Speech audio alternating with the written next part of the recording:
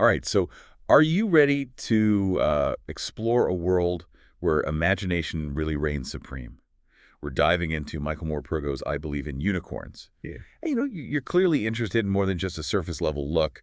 So we've got reviews and some research, even some fascinating insights about Morpurgo himself to help us unpack this beloved book. You know what's striking about this book is how Morpurgo, a former teacher turned, award-winning author, so seamlessly blends these powerful themes into a story that initially appears, quite simple. Right. His work with Farms for City Kids, a charity that he co-founded, speaks volumes about his own belief in the power of nature and imagination. Themes that are really central to, I believe, in unicorns. Yeah, you picked up on that connection, too. I mean, it's fascinating how an author's life can kind of weave its way into their work, right? Absolutely. The story itself centers on Tomas, a boy who'd rather face a charging bull than crack open a book. Oh, yeah. But everything changes when he encounters the enchanting unicorn lady, a librarian who captivates children with her storytelling. And it's not just any storytelling. She reads aloud from atop a magnificent wooden unicorn. Morpurgo's really masterful in how he depicts Tomas's transformation. It's not this sudden shift, but rather a gradual awakening fueled by the unicorn lady's, unique approach. Take, for instance, her version of Noah's Ark, where unicorns, too large to fit, transform into narwhals to survive the flood. Whoa, I love that twist. Morpurgo's use of the narwhal, a real creature often called the unicorn of the sea, adds a layer of magical realism blurring the lines between fantasy and reality. It reminds me of those teachers who have a knack for making even the most reluctant students fall in love with a subject. Have you ever had a teacher or a mentor who opened up a whole new world for you, changing your perspective on something you thought you'd never enjoy? Absolutely. I mean, it's amazing how a single encounter, a single spark of inspiration can have such a profound impact. Yeah. And in the book, that spark is the unicorn lady herself. She's a remarkable character who embodies not only imagination, but also courage and resilience. This idyllic world of stories is shattered when war breaks out, and the library, that sanctuary of imagination, is bombed. It's a pivotal moment in the story, and it really forces the characters to confront the harsh realities of war. Yeah, the destruction of the library is symbolic on multiple levels. It represents the loss of innocence, the fragility of peace, and the threat to knowledge itself.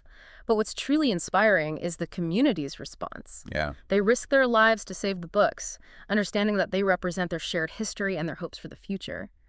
They even offer to shelter the rescued books in their own homes, ensuring their survival until the library can be rebuilt. It's a powerful testament to the enduring human spirit. Even in the face of devastation, people will fight to preserve what they value most. Speaking of resilience, there's a detail about the unicorn lady that I found particularly striking. It's mentioned that she possesses a burnt copy of The Little Match Girl, a book her father saved from a book burning. Yeah. What do you make of that? That detail is incredibly poignant. It speaks to the importance of preserving stories even, or perhaps especially, in times of adversity. It suggests that stories hold a power that transcends even physical destruction. And it further emphasizes the courage and resilience of the unicorn lady, someone who has clearly faced hardship and emerged even stronger. Yeah, it makes you think about those objects we cherish, right? The Yeah. ones that hold memories and meaning that go beyond their physical form. What would you save if you had to, flee your home in an emergency? Well, it's a question that forces us to confront our priorities, doesn't it? What objects embody our values, our history, our sense of self? And in I Believe in Unicorns, those rescued books represent more than just stories. They represent the collective soul of the community. Absolutely. Yeah. The library becomes this symbol of hope, of resilience, a testament to the enduring power of human connection. It's interesting how Morpurgo weaves these themes into, a children's book, right?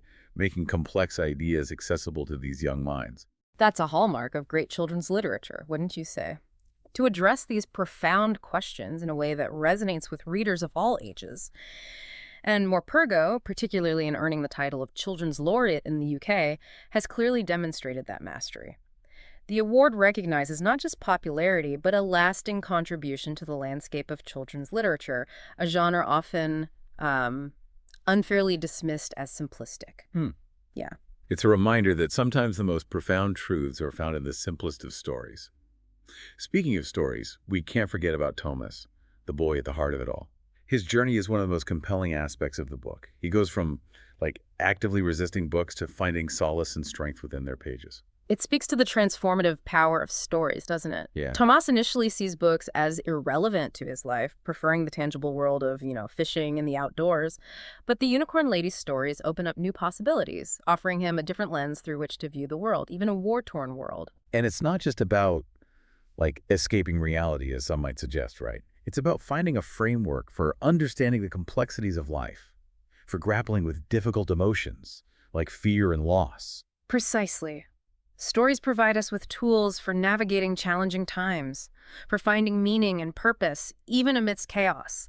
They can offer solace, inspiration, even a roadmap for resilience. And for Tomas, that resilience is ultimately embodied in the unicorn, a symbol of hope and imagination that transcends the literal boundaries of the story.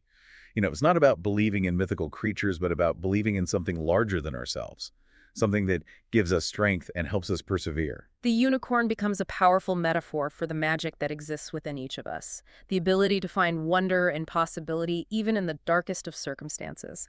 And Morpurgo's choice to leave the unicorn's existence open to interpretation invites readers to define that magic for themselves. It's a reminder that we all have the power to choose what we believe in, what we hold on to in times of adversity. And for some, those beliefs might take the form of unicorns, while for others, it might be something entirely different. What matters is that we find those anchors of hope and inspiration that help us navigate the complexities of life. It makes me wonder what stories have served that purpose for you. What books, characters, or narratives have left an indelible mark on your life? Have there been stories that helped you make sense of the world, that offered solace during difficult times, or that sparked a passion you never knew you had? That's such a great question. There have been so many stories that have impacted me throughout my life.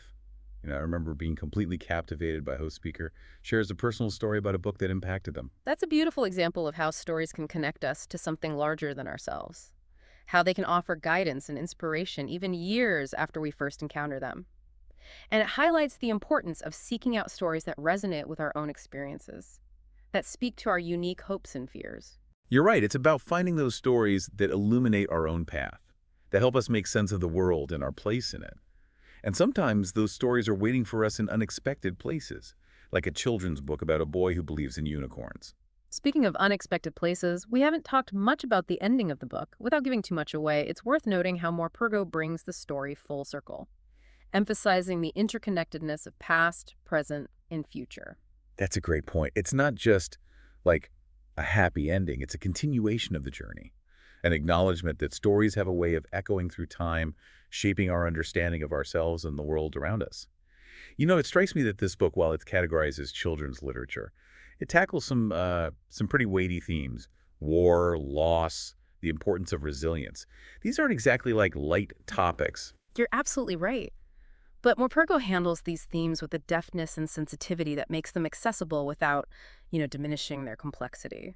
He doesn't shy away from the harsh realities of war, but he also offers a glimmer of hope, a reminder that even in the darkest of times, the human spirit can endure.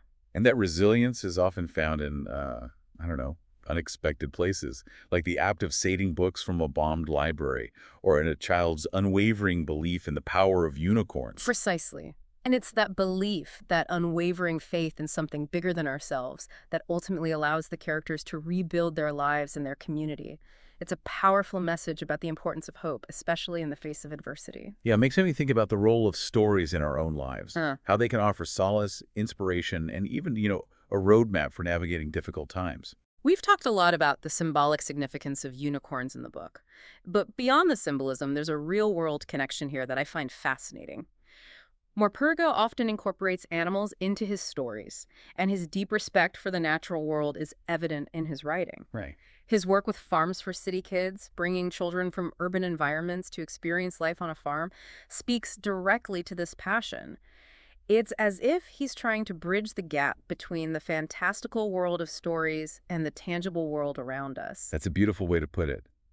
He's showing us that even in a world that often feels dominated by technology and concrete, there's still magic to be found in nature, in connecting with something larger than ourselves. And that connection, that sense of wonder, is something that can nourish our souls and fuel our imaginations, just like those stories shared in the library.